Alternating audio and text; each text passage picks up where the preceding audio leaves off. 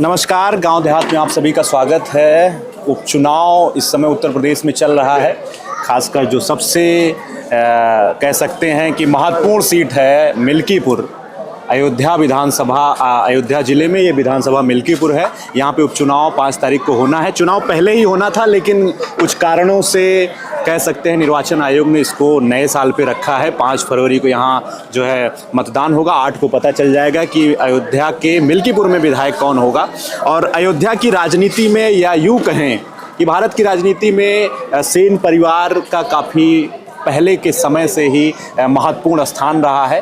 और ख़ासकर फैजाबाद की सीट पर यहाँ पे कई बार सांसद विधायक रहे हैं मित्र सेन यादव जी। उनके सुपुत्र हमारे साथ हैं अनंत सेन जी, आप भी जो है विधायक रहे हैं, मंत्री रहे हैं। और कह सकते हैं कि 2 पीढ़ी हमारे साथ हैं। उनके सुपुत्र अंकुर सेन जी जो पहली बार ब्लॉक प्रमुख का चुनाव लड़े और चुनाव उन्होंने जीता भी है। आज हम लोग अयोध्या में मिल्कीपुर के लोगों की क्या उनका जो है राय है, क्या इस उपचुनाव के बारे में सोच रहे हैं, जानने के लिए आए थे। तो इन्हीं के यहाँ पहली बार कह सकते हैं कि समाजवादी पार्टी का पूरा कुनबा यहाँ पे इकट्ठा था। यहाँ के सांसद जो है अवधेश प्रसाद जी, उनके जो सुपुत्र जिनको बनाया गया है यहाँ से प्रत्याशी अजीत जी, वो भी मौजूद थे।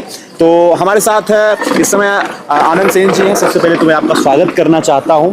और ये एक पहला मौका था जब राजनीति में जो है आप सपोर्ट के लिए आए हैं।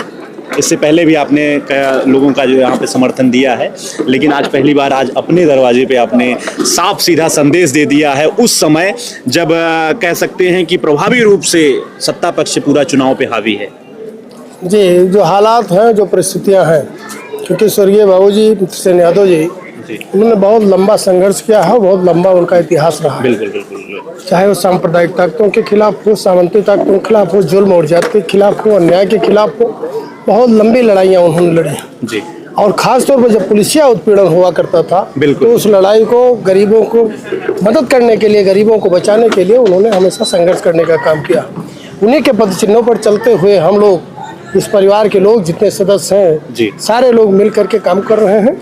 और निश्चित तौर पर जो हमारे नेता हैं माननीय अखिलेश यादव जी, जो उनकी मंशा है कि समाजवादी पार्टी मिल्कीपुर का उपचुनाव जीते, क्योंकि फैजाबाद उपचुनाव जीतने के बाद जो संदेश पूरी दुनिया में गया है, लोकसभा चुनाव 37 लोकसभा सीटों का उतना महत्व नहीं जितना फैजाबाद की एकमात्र सीट जीतने का महत्व है। इसलिए आपसे कहना चाहते हैं कि जो चुनाव है उपचुनाव, इस चुनाव को भी हम लोग बहुत मजबूती से लड़ेंगे।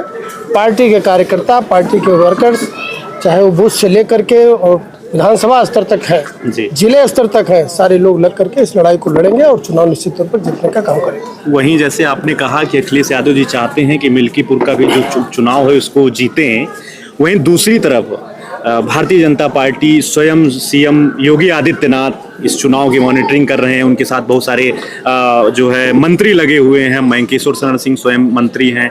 यहाँ पे जो स्थानीय नेता हैं वो सारे लोग इस चुनाव में पूरी अपनी ताकत झोंक रहे हैं। उनके सामने जो है कैसे आप पाते हैं कि किस तरीके से हम लोग चुनाव लड़ रहे हैं, कहाँ हम बहुत मजबूत हैं? क्योंकि अभी लोगों के अंदर कुछ जो है ऐसा माहौल एक बनाया गया कि अयोध्या का जो लोकसभा चुनाव है वो अयोध्या की जनता ने हार के गलती कर दी, भारतीय जनता पार्टी को हरा कर गलती कर दी। एक ऐसा माहौल भी बनाया जा रहा है। जी जी, हम लोगों ने तय किया है कि मिल्कीपुर का बताया आपको हमने कि संघर्षों का इतिहास रहा। बिल्कुल बिल्कुल। आपने देखा होगा, आपको इस बात की जानकारी नहीं होगी, लेकिन अभी हमने उस पर जिक्र किया कि 2002 में, हाँ आपने जिक्र किया था जी, फैजाबाद के प्रशासन ने पूरी तरीके से हम लोगों के साथ अत्याचार किया। बिल्कुल। स्वर्गीय बाबूजी के खिलाफ 1 दर्जन मुकदमे लिखे गए, हमारे खिलाफ आधा दर्जन मुकदमे लिखे गए, बाबूजी को जेल भेजने का काम किया गया। और ऐसी परिस्थिति में हम लोगों ने जब 2002 में समाजवादी पार्टी का चुनाव लड़ा, तो ये बहादुर जनता जो आपके सामने खड़ी है, इन्होंने उस लड़ाई की कमान को संभालने का काम किया और लड़ाई को लड़ करके, जीत करके समाजवादी पार्टी की झोली में डालने का काम किया। लेकिन वर्तमान समय में लोगों को, यानी कि विपक्षी पार्टियों को भी ये लगने लगा है, जिसकी वजह से वो सरेंडर कर जाते हैं कि सत्ता के खिलाफ चुनाव लड़ना जो है समझिए कि सीधा सूरज को दियां दिखाना है। ऐसा भी एक माहौल बनाया जा रहा है। थोड़ी सी हमारी पार्टी के नेताओं की कमजोरी रही है, बिल्कुल, जिसकी वजह से जनता डरी हुई है। बिल्कुल बिल्कुल। अगर बहादुरी के साथ जैसे बाबूजी लड़ते थे, उसी तरीके से हमारे नेता और हमारे पदाधिकारी मैदान में अगर खड़े हो जाएंगे तो मिल्कीपुर की जनता इतनी कमज़ोर नहीं है। वो पूरी मजबूती के साथ खड़ी होकर के इस लड़ाई को लड़ करके उनकी झोली में डालने का काम कर देंगे। चलिए, बहुत आपको राजनीतिक अनुभव भी है। मैं ये एक सवाल आपसे करना चाहता हूं कि क्या लगता है कि विपक्षी जिस पार्टी की सरकार ना हो उस पार्टी का कोई जनप्रतिनिधि जीतता है तो उसको काम करने का मौका उतना नहीं दिया जाता है। वो क्षेत्र लोग ये मानते हैं कि जो है उसकी जो अपेक्षाएं हैं जनता की उस पर वो खरा नहीं उतर पाता है। बगल में सुल्तानपुर है, यहाँ पे भी समाजवादी पार्टी के जो है सांसद बने राम भुआल निषाद, गोरखपुर के रहने वाले हैं, मेनका गांधी के जैसे दिग्गज नेता को उन्होंने हराया, लेकिन उतना अभी तक अपेक्षाओं पे खरा वो उतर नहीं पाए हैं। जनता उनसे बहुत अपेक्षा करती है लेकिन कहीं कुछ नहीं नजर आता है। देखिए, बहुत ज़रूरी नहीं होता है कि विकास का काम, अच्छा, जरूरी ये होता है कि जनता की आवाज़ को और जनता की परेशानियों को असेंबली में हम लोग किस तरीके से उठाने का काम कर सकते हैं। अभी हमने सुना ही नहीं। और जरूरी ये होता है कि अगर विपक्ष नहीं रहेगा तो सत्ता पक्ष हमेशा बेलगाम हो जाता है। बिल्कुल। और बेलगामी को रोकने के लिए कोई काम कर सकता है तो वो विपक्ष होता है, विपक्षी भूमिका को अदा करने का काम करता है। इसलिए जनता इस चुनती है। जनता इस बात के लिए नहीं चुनती है कि हम आपका विकास की उम्मीद करती है। वो जनता इस बात का भरोसा नहीं करती है कि हमारे साथ हमको नौकरी दिलाने का काम कर देंगे, हमको पढ़ाई में अच्छी मदद करने का काम कर देंगे, हमारी सिंचाई और दवाई की उसमें मदद करने का काम कर देंगे। जो यथासंभव होगा जनप्रतिनिधि उस काम को करता है। लेकिन सबसे बड़ी लड़ाई इस बात की होती है कि विपक्ष का मजबूत होना। अगर सत्ता पक्ष मजबूत है, विपक्ष का मजबूत होना ही मतलब आप समझ लीजिए कि मजबूत स्तंभ माना जाएगा लोकतंत्र का। चलिए, बहुत बहुत धन्यवाद। हमारे साथ अंकुर सेन जी हैं। आप युवा ब्लॉक प्रमुख हैं, कह सकते हैं तीसरी पीढ़ी चुनाव में आई और आपने जो है चुनाव लड़ा, बहुत अच्छे वोटों से आप चुनाव जीते। और अभी जब आप यहाँ पे जो है समाजवादी पार्टी के जो प्रत्याशी हैं अजीत प्रसाद जी, उनके लिए सभा का आयोजन हुआ था।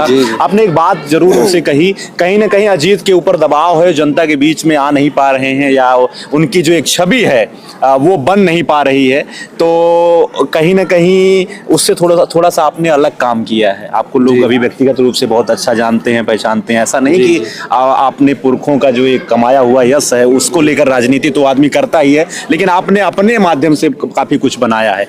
तो इस चुनाव में कहाँ तक आपने कहा कि उनको बुरा भी ना लगे, तो ये बात आपने रखी है साहब? देखिए, बात बुरा लगने वाली नहीं है, लेकिन अगर क्योंकि जैसा आपको पिताजी ने बताया कि मिल्कीपुर की जनता जो है संघर्षों की धरती जो है बिल्कुल रही है, तो यहाँ जब आप जनता का दिल जीत पाओगे, जब जनता के बीच में लगातार आप बने रहोगे, उनके सुख दुख में शामिल होते रहोगे, क्योंकि यही चीज़ जो है बाबूजी शुरू से करते आए हैं। हमारे स्वर्गीय बाबूजी जो मित्र सेन यादव जी थे, वो ये लगातार करते आए हैं। तो यहाँ की जो जनता है वो यही अपेक्षा रखती है। तो मैं कोई वो नहीं, मतलब टिप्पणी नहीं थी, पर मैं उनको यही समझाने की कोशिश कर रहा था कि यहाँ की जनता को शायद हम आपसे बेहतर जानते हैं, क्योंकि हमारा परिवार यहाँ 3 पीढ़ी से रहा है। बिल्कुल। तो अगर आप उस चीज़ को समझोगे तो बिल्कुल आपको यहाँ की जनता सर आँखों पे बैठाएगी, और नहीं तो अब चुनाव है, परिस्थिति कभी भी ऊपर नीचे हो सकती है, लेकिन अपनी तरफ से, अपनी पार्टी की तरफ से हम लोग पूरी मेहनत करेंगे कि अजीत प्रसाद ये चुनाव जीतें। और समय के साथ देखिए, समय के साथ भी आदमी कई सारी चीज़ें सीखता है। जैसा कि आपने कहा कि मैंने यहाँ पे आके जनता के बीच में, जब मैंने यहाँ रहना शुरू किया, लोगों के बीच में काम करना शुरू किया, उनकी मंशा समझना शुरू करी, तब मुझे समझ में आया कि लोगों की क्या अपेक्षाएं हैं। बिल्कुल। तो अजीत अभी नए आए हैं फील्ड में, कोई बुराई नहीं है भाई, आप कभी भी किसी भी समय उतर सकते हो, चाहे वो कोई भी काम हो, चाहे राजनीति का काम हो, चाहे कोई भी, आप जब चाहें तब शुरू कर सकते हैं। लेकिन जब आप शुरू करें तो एक दृढ़ निश्चय लेके और पूरी शिद्दत के साथ फिर उस काम को कंप्लीट करें। तो अभी वो जब शुरू किया, अगर वो जनता के बीच में समय लगातार बिताएंगे, लोगों के बीच में रहेंगे, तो बिल्कुल जनता उनको समझेगी और कहीं ना कहीं उनको अपना नेता मानेगी भविष्य में। जो युवा हैं, आप युवा हैं, युवाओं की बहुत अपेक्षाएं रहती हैं। जी अभी मैंने ये सवाल किया था, लेकिन मैं आपसे, युवा हैं इसलिए मैं आपसे करना चाहता हूँ। आजकल चुनाव का मतलब ये लोग समझने लगे हैं भीड़ युवाओं की। 100 रुपया 500 रुपया उनका दई के, तेले पेट्रोले के दई के, संजा कहीं अगर 200 रुपया के सब्जी घरे ले आता, घरे वाले समझा थे कि आज बेटवा कमाई के आया है। लेकिन चुनाव 4 दिन के आए, ओकरे बाद तो उनका नेता ना पूछते हैं। नहीं, ये बात मैं आपकी बिल्कुल सही मानूंगा। देखिए आपने बीच में देखा होगा, क्योंकि अब सोशल मीडिया का जमाना है, हर सबके हाथ में कैमरा है, बिल्कुल, तो कई सारी वीडियोस आपको इंटरनेट पे भी दिख जाती हैं। बिल्कुल। अब ये ट्रेंड जो शुरू हुआ है, ये कहीं ना कहीं भाजपा ने ही शुरू किया है। आप देखो कोचिंग सेंटर के बाहर लोग खड़े हुए हैं, बच्चे निकल रहे हैं, 100-100 रुपए उनको दिए जा रहे हैं, कह रहे हैं चलो हमारी रैली में जुड़ जाओ। तो ये जो भीड़ बढ़ाने का तरीका जो आप कह रहे हो ना कि भीड़ दिखाई जाती है, बिल्कुल। ये भीड़ दिखाने का सिलसिला शुरू ही किया जो है भाजपा सरकार ने। इससे पहले क्या होता था, जब हमारे जैसे स्वर्गीय बाबूजी जब हमारी राजनीति करती थी, तो जनता भीड़ के लिए नहीं जाती थी, जनता उनको सुनना चाहती थी, उनको देखना चाहती थी, क्या मतलब वो ऐसा बोलेंगे, वो उसके लिए जाती थी।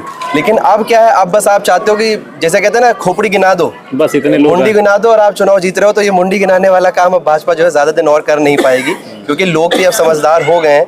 वो भले ही वहां चले जाते हैं, देखिए आप फायदा दोगे तो भाई वो 100 रुपए लेके चले जाते हैं, लेकिन जब चुनाव वोट डालने का काम आता है तो वो अपने नेता को पैसा भी ले लेंगे, वोट भी नहीं देंगे, चुपचाप अपने नेता को वोट डाल देते हैं और अपने समाज को आगे बढ़ाने का काम कर रहे हैं। तो जनता भी समझदार है, धीरे धीरे समय के साथ वो भी सीख रही है। चलिए ठीक है, बहुत बहुत धन्यवाद अंकुर जी। अंकुर जी युवा ब्लॉक प्रमुख हैं, इस चुनाव में इनकी बड़ी भूमिका है, क्योंकि मिल्कीपुर से जो प्रत्याशी है वो युवा है और कहीं ना कहीं अनुभव भी साथ है, युवा भी साथ हैं। तो देखो अब क्या होता है, तो भविष्य का समय बताएगा। आज गांव देहात ग्राउंड कवरेज में हम लोगों ने बातचीत किया है। आपका बहुत बहुत धन्यवाद। आगे और भी अपडेट हम आपसे जुड़ाएंगे। धन्यवाद।